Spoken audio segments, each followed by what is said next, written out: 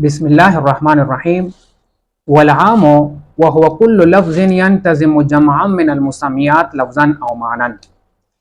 इससे पहले हमने ख़ास की तारीफ भी पढ़ी और ख़ास की इजरा भी की।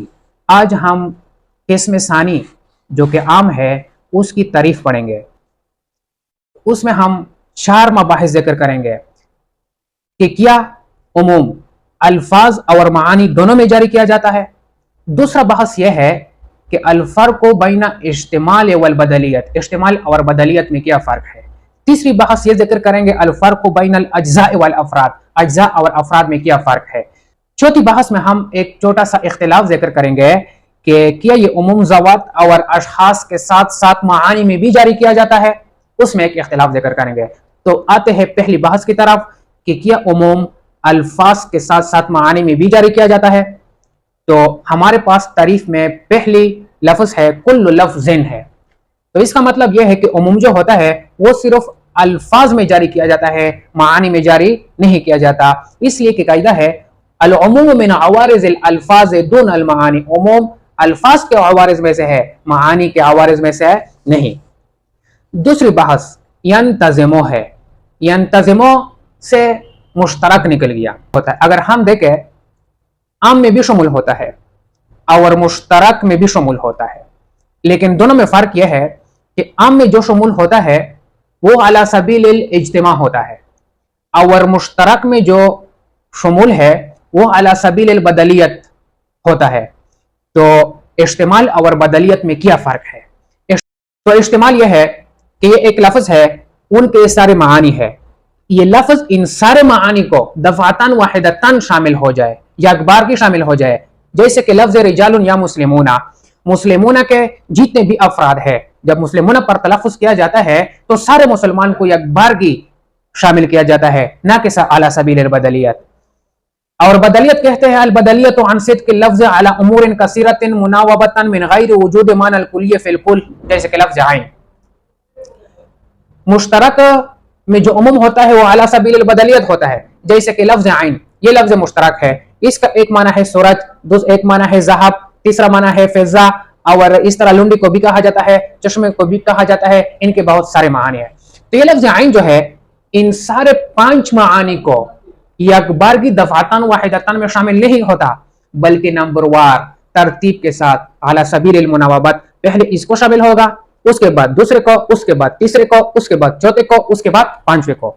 तो अला सबील इस्तेमाल अखबारगी को दफातन वाहिदतन को कहा जाता है और अला सबील बदलियत नजमन नजमन वाहिदतन वाहिदतन नंबरवार मुनावबतन को कहा जाता है। तीसरा लफ्ज है जमान। इससे खास भी निकल गया, तस्निया भी निकल गया, इसमें अदद भी निकल गया। खास तो इसलिए निकल गया कि खास जो होता है वो फर्द वाहिद को शामिल होता है और आम जो होता है वो बहुत से सारे अफराद को शामिल होता है। तस्निया और इसमें अदद क्यों निकल गया, वो इसलिए निकल गया कि तस्निया और इसमें अदद जो होता है वो अज्जा पर दलालत करते हैं और आम अफराद पर दलालत करते हैं। और अज्जा और अफराद में फर्क है। अज्जा और अफराद में क्या फर्क है, उस फर्क के लिए आप कुल और कुल में फर्क समझे। कुल के अज्जा हिस्स और टुकड़े होते हैं और इन टुकड़े को मिलाकर उससे कुल बनता है। अगर इन सारे टुकड़े को या इनमें से एक टुकड़ा या हिस्सा अगर मुंतफी हो जाए, एक जुज भी मुंतफी हो जाए, तो कुल भी मुंतफी हो किया जाता है। जैसे कि हम चाय पीते हैं तो ये एक कुल है, उसके 3 अज्जा है, पत्ती, चीनी और पानी। इन तीनों अज्जा को मिलाकर कुल बन जाता है। इनमें से अगर एक भी खत्म किया जाए, एक भी मुंतफी किया जाए, तो कुल बाकी नहीं रहता। जैसे हम इसमें से पत्ती को दूर करते हैं तो अब चीनी और पानी रह गया, उसको कोई चाय नहीं बोलते, उसको हम शरबत बोलते हैं। इसी तरह अगर आप चीनी को खत्म करें, सिर्फ पत्ती और पानी को मिलाए, तो वो भी चाय नहीं होता। तो मतलब ये हुआ कि अज्जा के इंतिफा से कुल का इंतिफा किया जाता है। कुल का इतलाक मुकम्मल अज्जा पर होता है। और दूसरा है कुल्ली।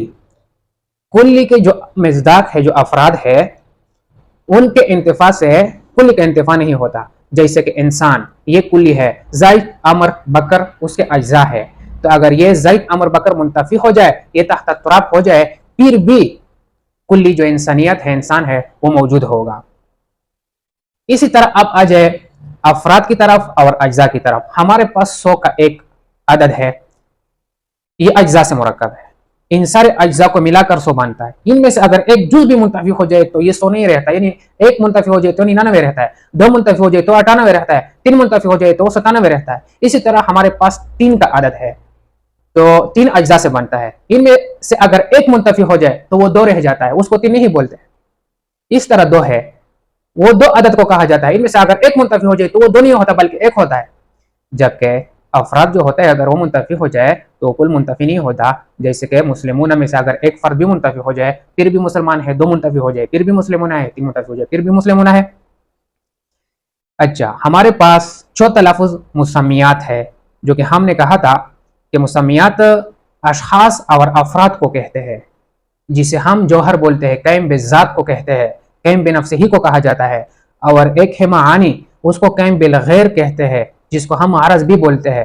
تو یہ عموم جو ہے متاخرین کے نزدیک صرف اشخاص اور ذوات میں جاری کیا جاتا ہے، نہ کہ معانی میں، جبکہ متقدمین کے نزدیک اشخاص اور ذوات کے ساتھ ساتھ معانی میں بھی جاری کیا جاتا ہے۔ معانی کا مطلب جیسے کہ علم، جہل وغیرہ، تو مسمیات سے مفہومات کا معنی لیتا ہے۔ کل لفظ ينتظم ان يشتمل جمعا من المسمیات، مسمیات کے مجموعے کو، مفہومات کے مجموعے کو شامل ہوتا ہے، او لفظاً ہو او معنن یا معنن ہو۔ اس کے بعد بھی اگر آپ کسی بات کو نہیں سمجھے یا آپ کے ذہن میں کوئی اشکال ہے تو آپ بلا جھجک کر سکتے ہیں۔